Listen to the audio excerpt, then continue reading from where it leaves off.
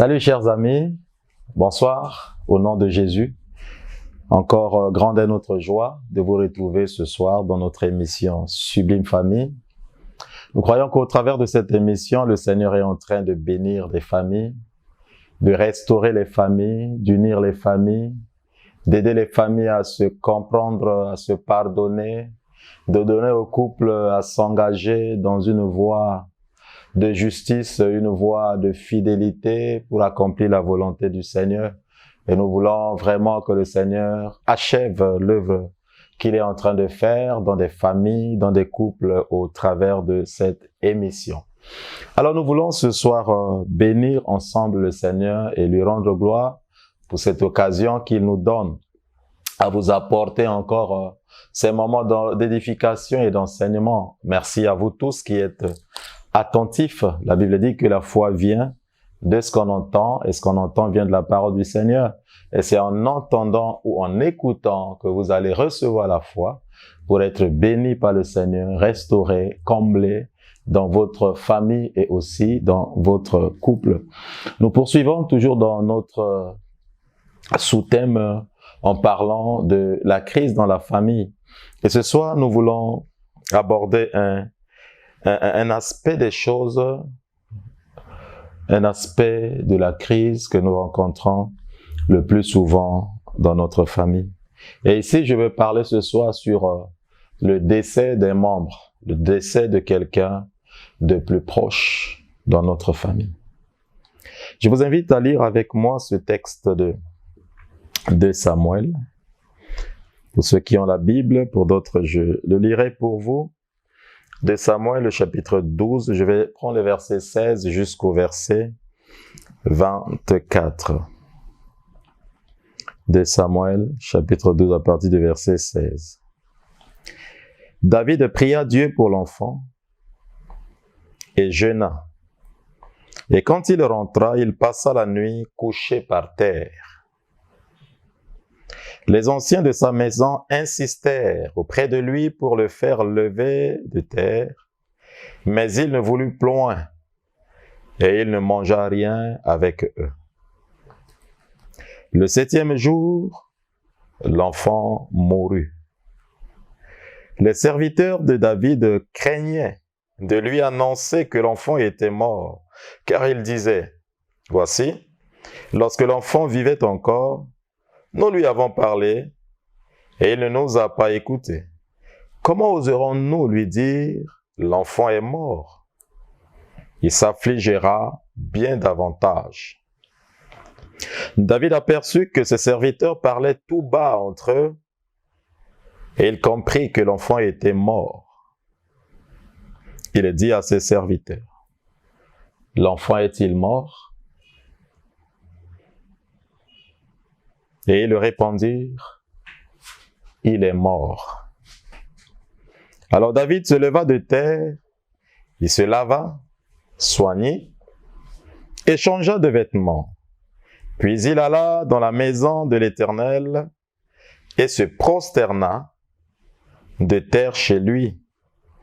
Il demanda qu'on lui servît à manger, et il mangea.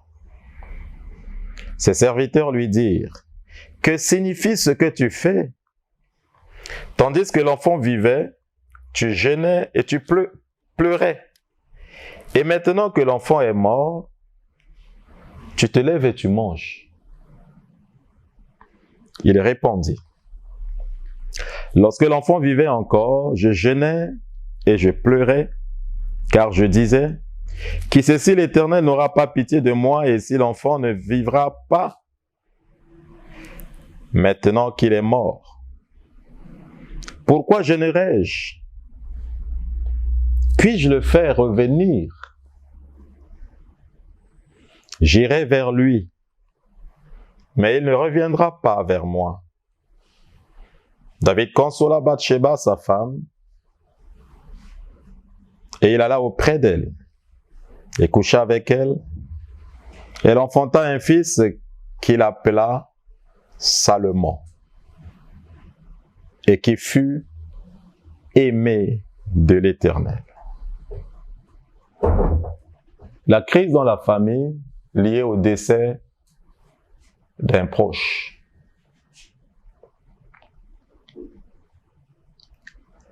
Le pire moment d'une famille,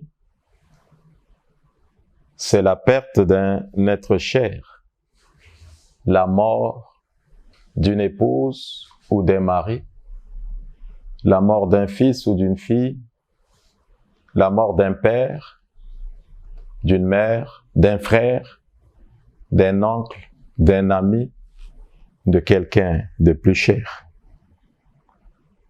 On ne sait quoi faire dans ces moments. Certains qui ont appris la nouvelle peuvent faire une crise cardiaque.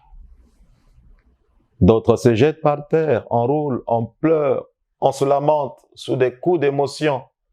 Mais personne ne peut gérer ces moments de crise liés au décès d'une personne. Nous vivons un vide qui se crée autour de nous et dans notre cœur lorsque nous apprenons le décès d'un être cher. Dans notre famille, il y a un vide. Dans ce texte de Ruth, au chapitre 1er, nous découvrons une triste histoire liée à une famille. Le premier verset jusqu'au verset 2, peut-être jusqu'au verset 3, Ruth 1:1. Du temps des juges, il y eut une famine dans le pays. Un homme de Bethléem de Juda partit avec sa femme, ses 2 enfants, pour faire un séjour dans le pays de Moab. Le nom de cet homme était Elimelech, celui de sa femme était Naomi, et ses 2 enfants s'appelaient Michlan et Kiljan. Ils étaient Éphratiens, de Bethléem, de Juda. Arrivés au pays de Moab, ils y fixèrent leur demeure. Elimelech, mari de Naomi, mourut, et elle resta avec ses 2 fils. Alors vous voyez aussi dans cette histoire, au verset 4, ils prirent des femmes moabites, dont l'une se nomma Orpa et l'autre Ruth. Ils habitèrent là environ 10 ans. Michlan et Kiljan moururent aussi, tous les 2. Et Naomi resta privée de ses 2 fils et de son mari. Quelle triste histoire. Ils sont partis de Bethléem parce qu'il y avait la famine. Comme on le dit, ils vont chercher la vie ailleurs. Ils sont allés en étranger, en famille. Arrivés au pays de Moab, c'est l'homme qui est mort, Elimelech. La femme est restée avec les 2 enfants, qui se sont mariés bien sûr. Comme coup de malheur, les 2 enfants encore sont morts. Donc une famille réduite, au point où la femme est restée veuve et seule, Naomi. Certaines familles ont perdu leur père. Que Dieu vous fortifie. Que Dieu vous console et vous soutienne. Certaines familles ont perdu leur mère. Que Dieu vous console et sèche vos larmes. Certaines familles ont perdu des enfants. Que Dieu pense les blessures des cœurs. C'est triste de ne pas savoir ce qui se passe dans nos familles ou ce qui fait que nous perdons un des membres de nos familles. Je me souviens d'une histoire de mon père qui nous racontait que sa maman et son père les mettaient au monde. Les enfants ne faisaient que mourir, mourir, mourir. Et lorsque mon père était né en tant que dernier enfant, l'unique fils de son père, ils avaient tellement peur que papa allait mourir. Et ils ont donné un nom à mon père. Dans notre dialecte, ils disaient tout simplement que c'est la même mort qui va aussi l'emporter. Mais le père de mon père, c'est-à-dire mon grand-père, est mort quand papa était encore enfant, quand il venait à peine de voir le jour. Et il grandissait avec un nom, un souvenir de mort. Gloire à Dieu, il a veillé sur cet homme qui a fini par nous mettre au monde au nombre de 8, d'une même mère. La mort d'un être cher fait toujours mal. Elle nous donne ce sentiment d'être privé de quelqu'un de cher. La mort d'un être dans la famille est une crise. La femme perd l'amour de sa vie. L'homme perd l'amour de sa vie. Et il arrive des fois où, dans ces cas, nous sommes privés de nos propres enfants. Celui qui devrait porter mon nom n'est plus. Celui qui devait multiplier les enfants, la génération et élargir la famille, c'est comme s'ils l'ont arrêté. Et on ne sait pas par quoi la personne est morte ou par qui la personne est morte. Mais c'est une crise que la famille doit gérer. La mort d'un proche.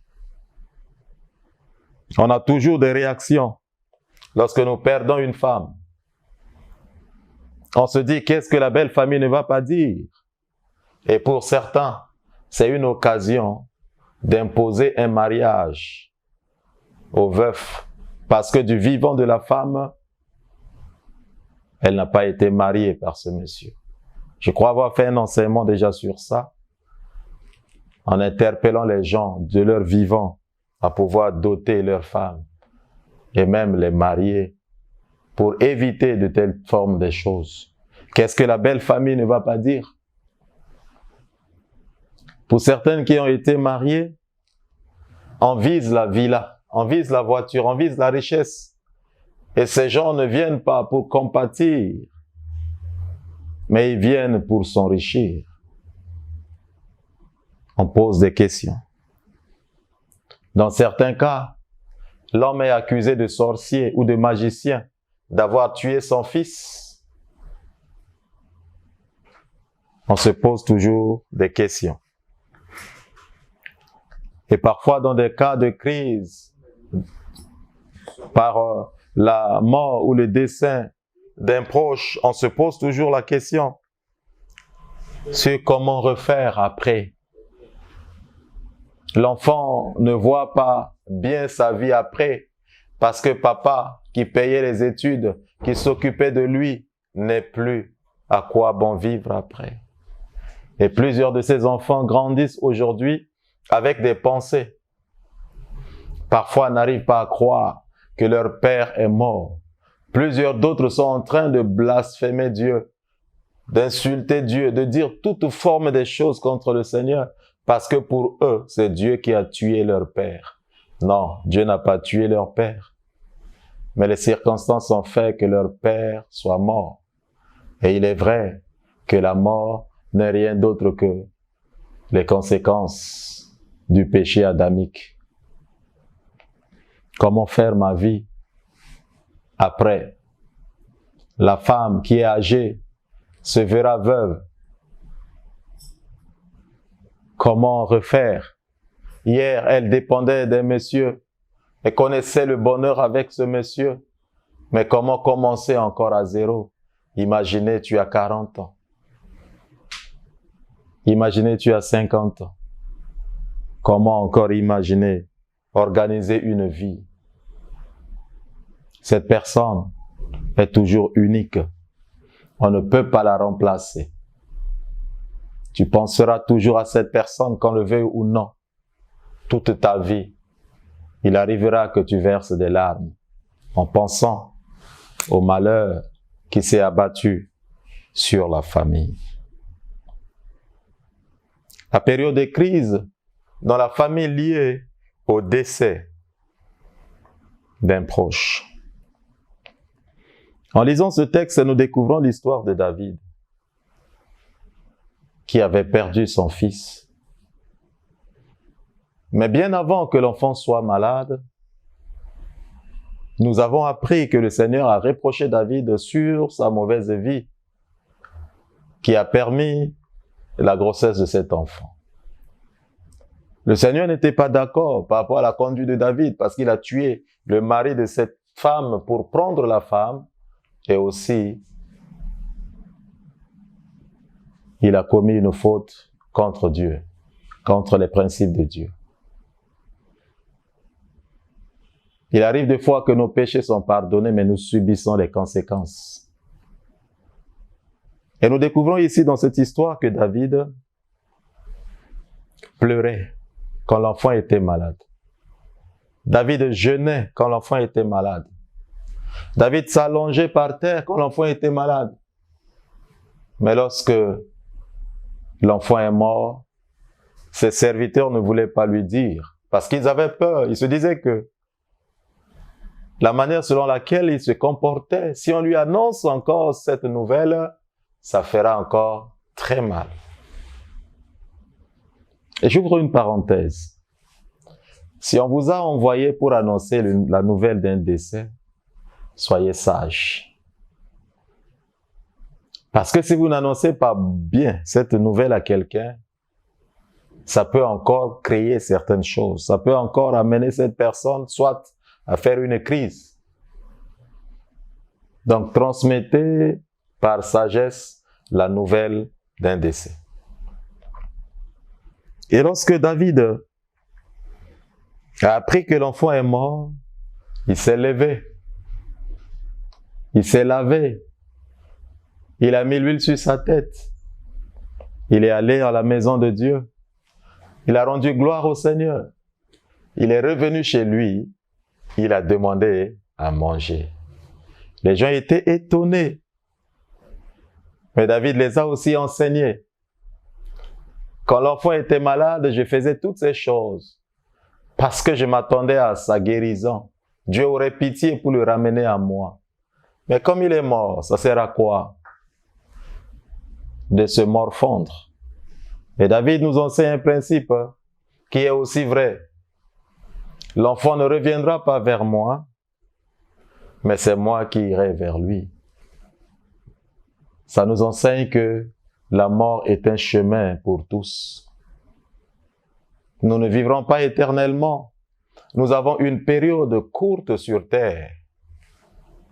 C'est comme une goutte d'eau dans la mer. Personne ne peut vivre aussi longtemps sur cette terre.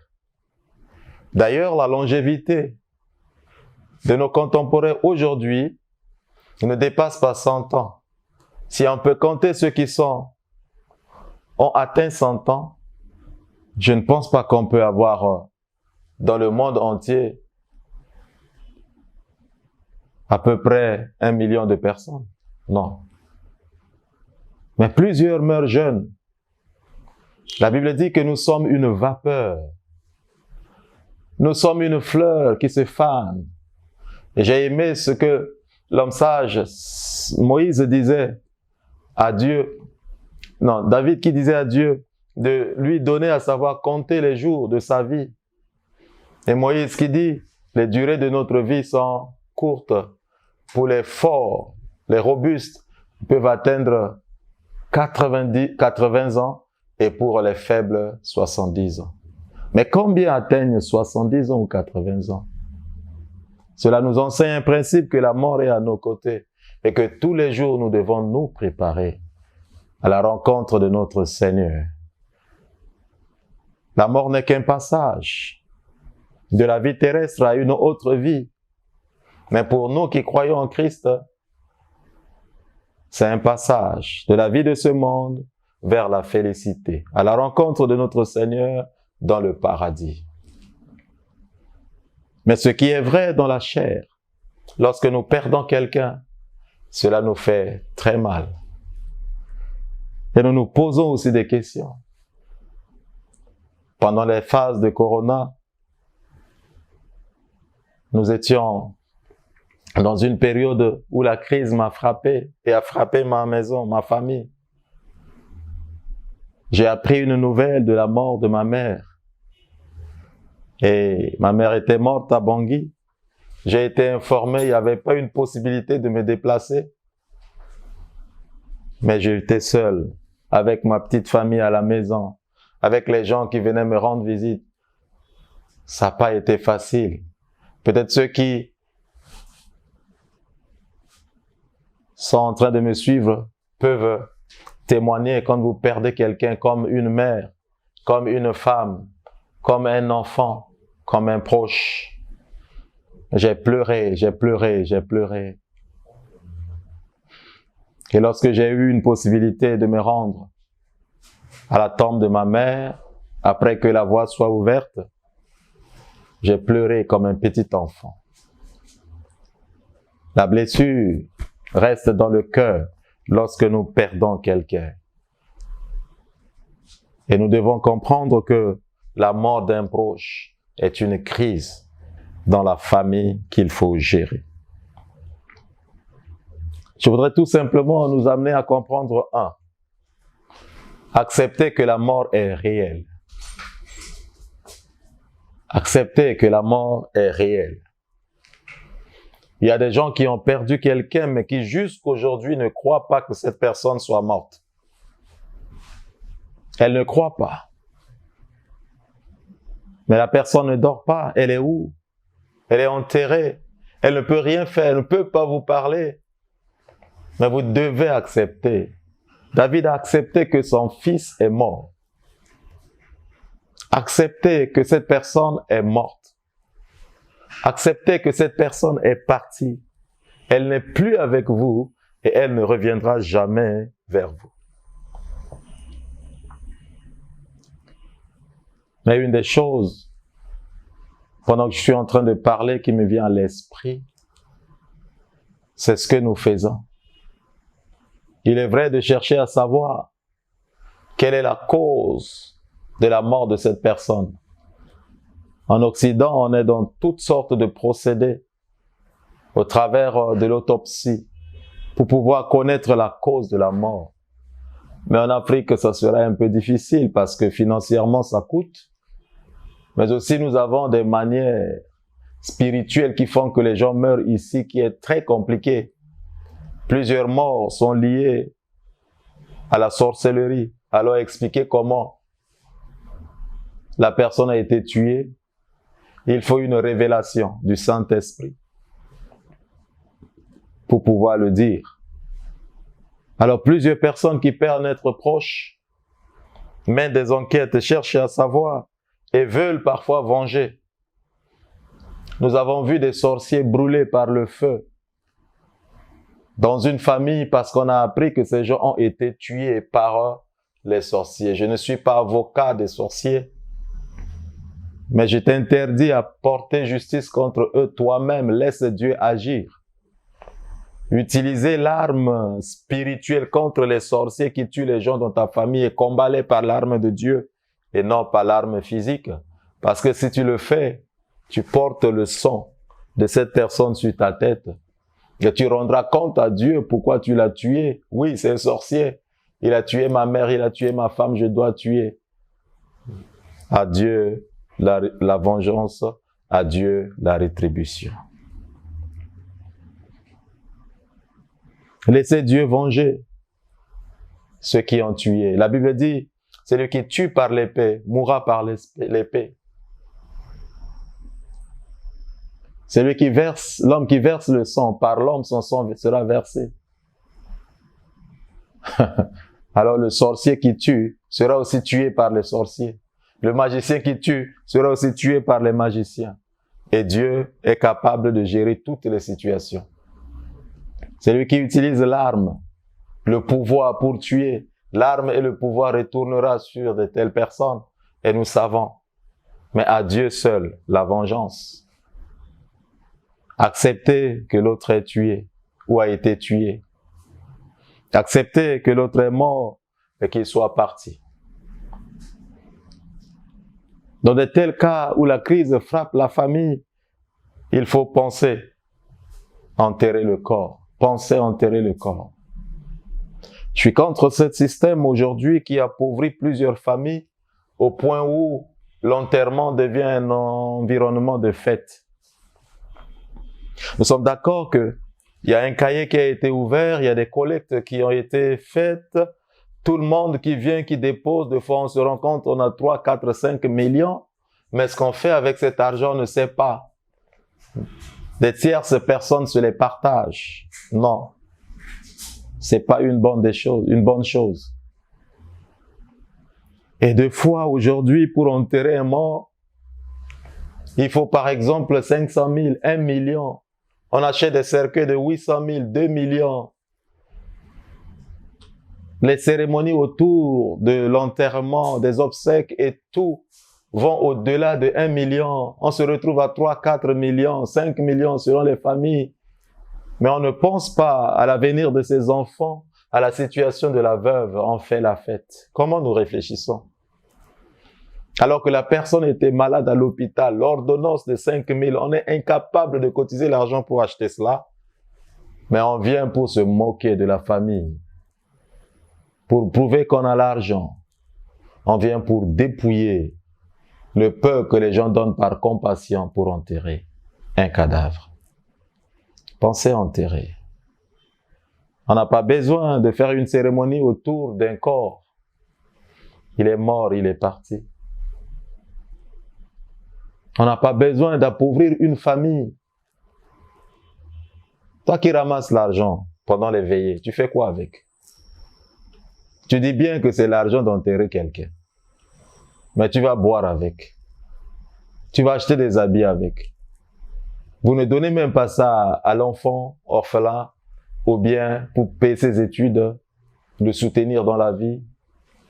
Parfois à la veuve pour lui donner une condition sociale agréable après avoir perdu son mari. Quelle malédiction!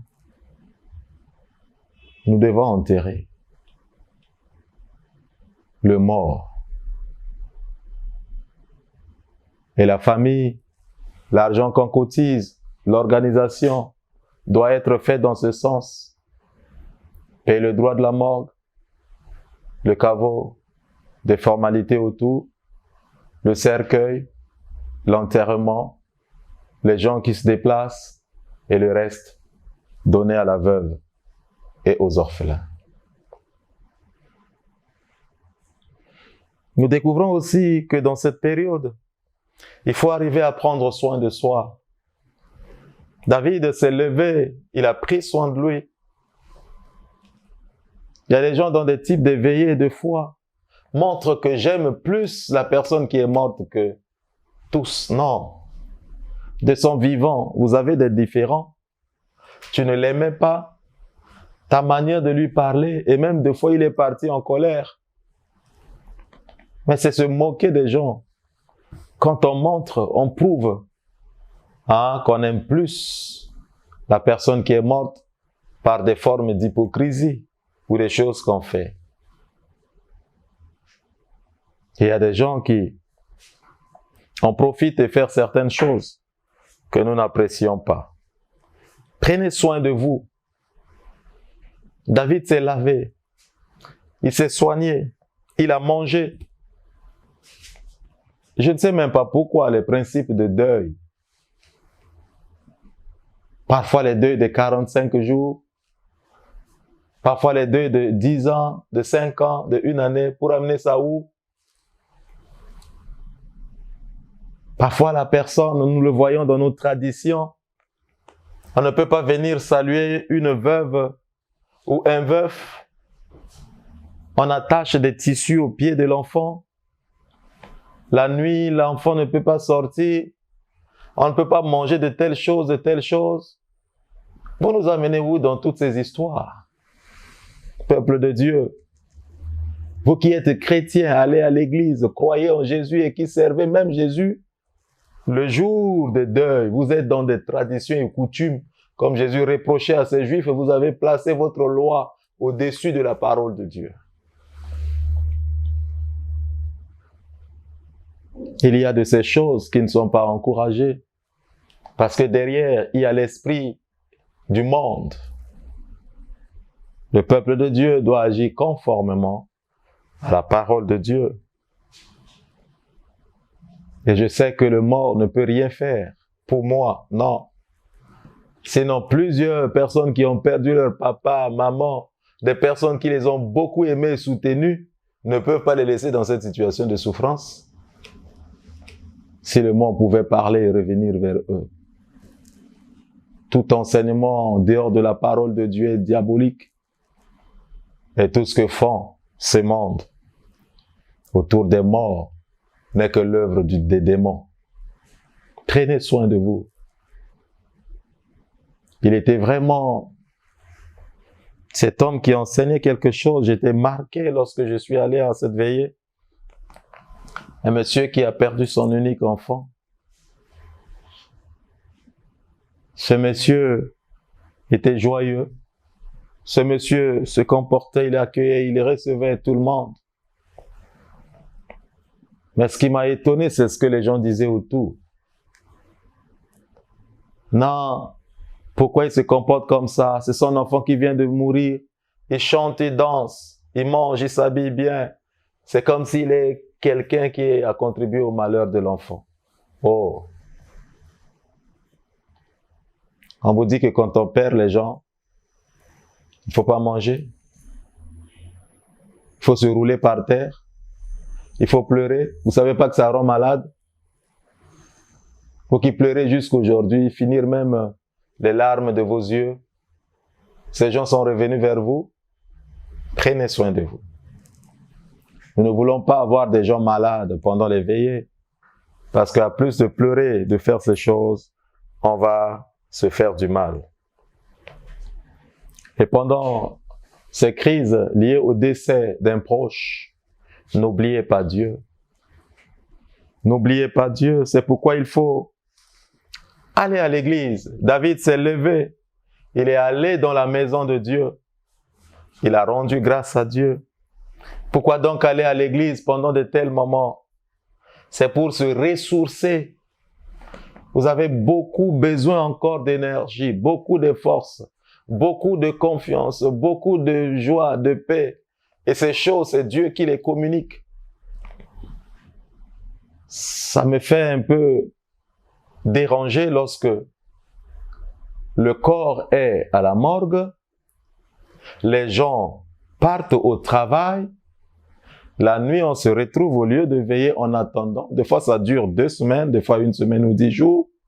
Tout dépend de l'organisation des familles. Mais ces mêmes personnes qui vont à l'école, qui vont au travail, alors qu'ils ont perdu un membre de leur famille, ne partent pas à l'église. Ils ne viennent pas dans les réunions de prière. Mais je me pose la question, comment on peut agir comme ça? C'est à l'église que cette personne va être consolée, qu'elle va être fortifiée, elle va prier, elle va avoir la main et la grâce de Dieu. Ressourcez-vous. Quand vous avez perdu un être cher, dans la prière, priez le Seigneur. Cela va vous réconforter, cela va vous fortifier et aller dans la maison de Dieu. Pendant ou après ces moments de crise liés à la perte d'un être cher, il faut établir un plan de survie, un plan de vie après les épreuves.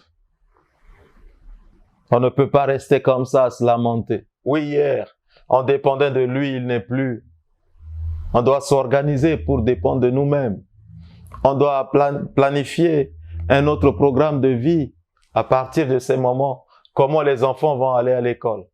Comment les enfants seront soutenus et secourus? Qu'est-ce qu'on fera de la veuve ou bien du veuf ou bien de telle personne?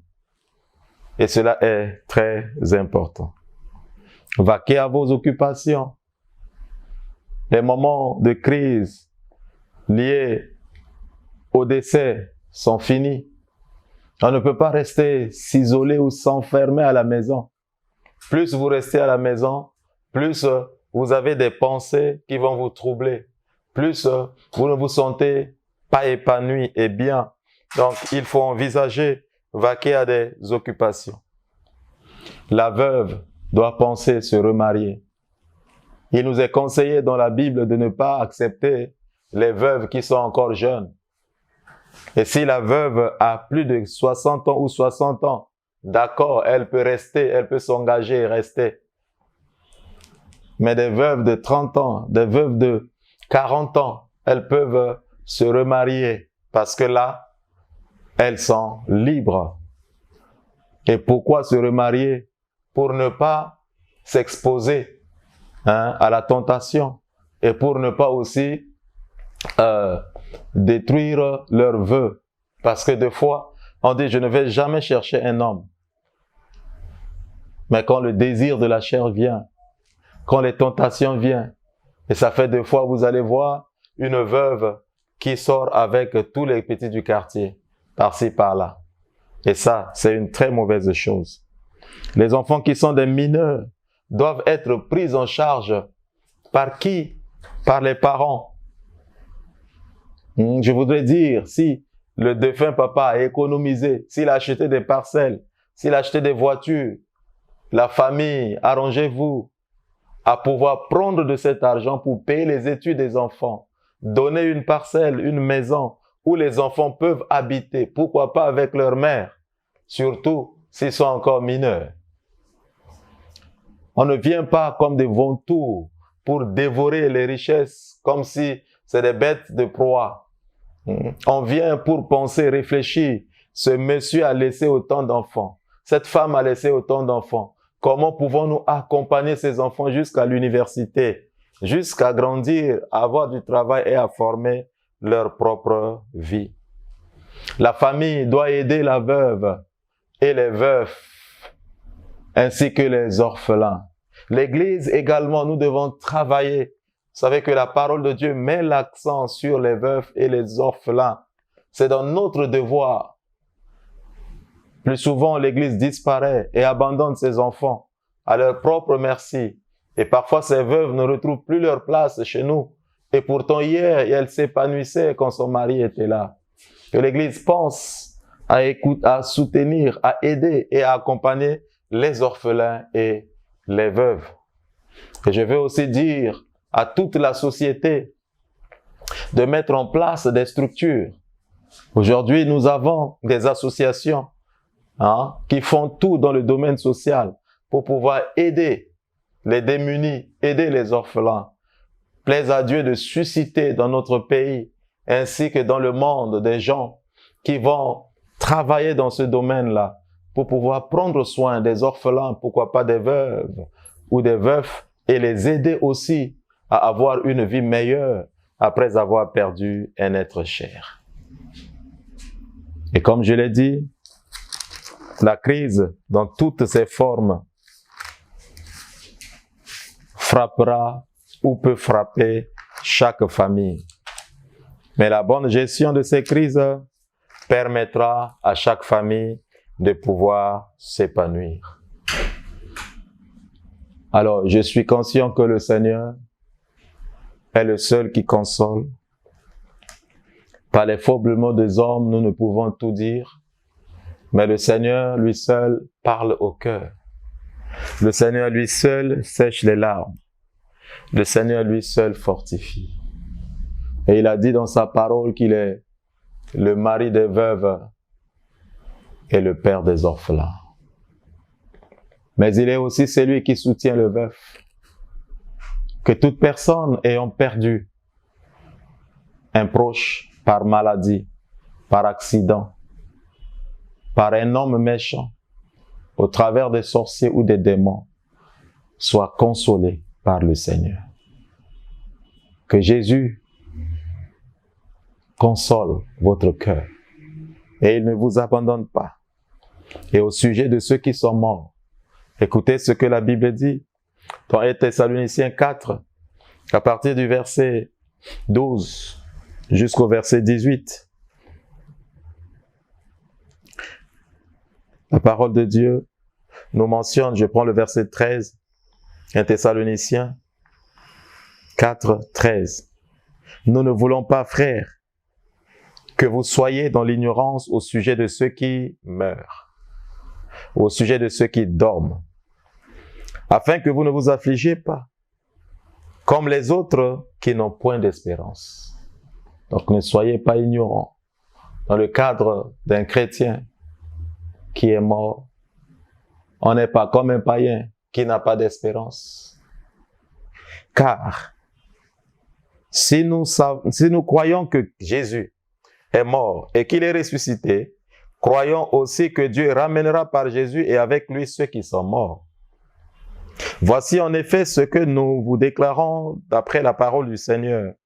Nous les vivants, restés pour l'avènement du Seigneur, nous ne dévancerons pas ceux qui sont morts, car le Seigneur Jésus lui-même a un signal donné à la voix d'un archange et au son de la trompette de Dieu descendra du ciel, et les morts en Christ ressusciteront premièrement. Les morts en Christ ressusciteront.